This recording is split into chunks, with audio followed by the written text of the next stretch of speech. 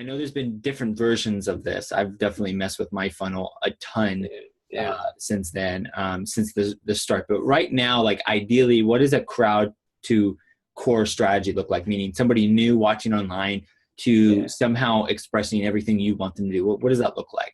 Yeah. So again, this is something that has evolved, we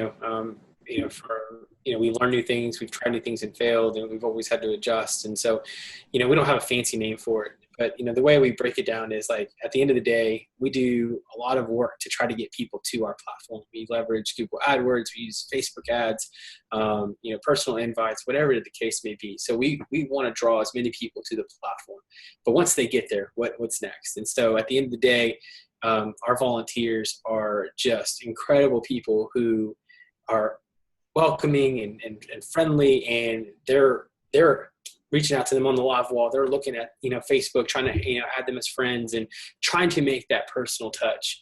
And so once we can get them onto that platform, that's a win. Once we can make that personal touch, that's another win.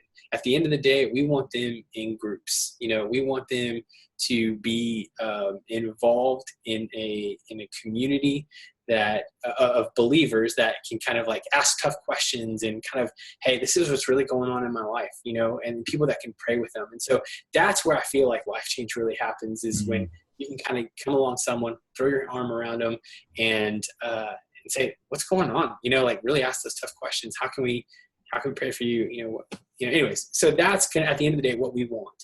And then from that births volunteers. They come, they're like, man, this is my community. I know this person, I know this person. We've known each other for 6-7 months. I want to get involved. So we have prayer team. We have opportunities for them to get involved. Prayer team, hosts, and then with even our volunteers, we have different roles that they can play. So we just have many opportunities for people to get plugged in. So at the end of the day, we want them to be in a group. And then if they want to become a volunteer and that opportunity presents itself, we'll gladly accept them. And, I can't tell you, we've had a lot of volunteers that have kind of done that, that have kind of gone through that process and, stuck around and they love it. People from the Philippines, people who have been with us since 2010, it's so crazy to think that they're still part of our community. They still want to be a part of our community because it's real, they're real friends. And, so I don't know, it's not a fancy name, but that's at the end of the day, what we target, how we approach it. We've seemed to have a little bit of success with that, but we're not perfect. So. And you guys have even experimented. I don't know if you guys are still doing it or what does it look like, but when you did groups or have done groups in the past, you've launched like a separate media social page where it's like people can live interact. So I thought that was really like just duplicating the experience and having a real time. I know there's probably pros and cons as, somebody who oversaw that knows, but I love that idea of having a separate page too. Yeah, no, absolutely. And just, you bring that up, but we've tried a lot, man. We've had up to, at one point, like 4 media social channels and 4? Yeah, dude, it was nuts, man. So there was a season, no lie. There was a season. Well, so at CBC, we have 2 worship venues. There's the main worship center and then there's Central, which, those names kind of change over time, but at the end of the day, there's the big sanctuary and then there's a smaller one. We started live streaming we started live streaming in the smaller one because the technology was newer there and we were able to do that easier. And then once the church saw how cool that was, they were like, well, we need to live stream this service. Well, the problem is the services overlapped. So there was no way to live stream all 3 services in each building.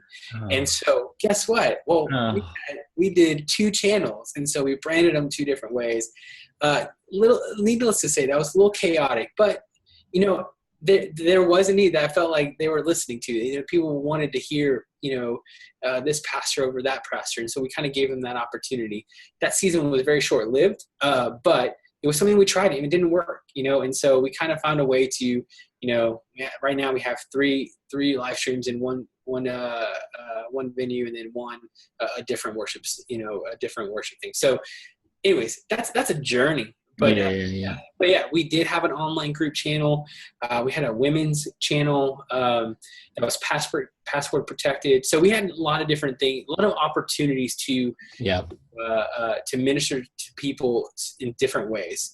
And so, but yeah, each one of them has their own story. But it's been awesome. It's been wild too. I've learned a lot.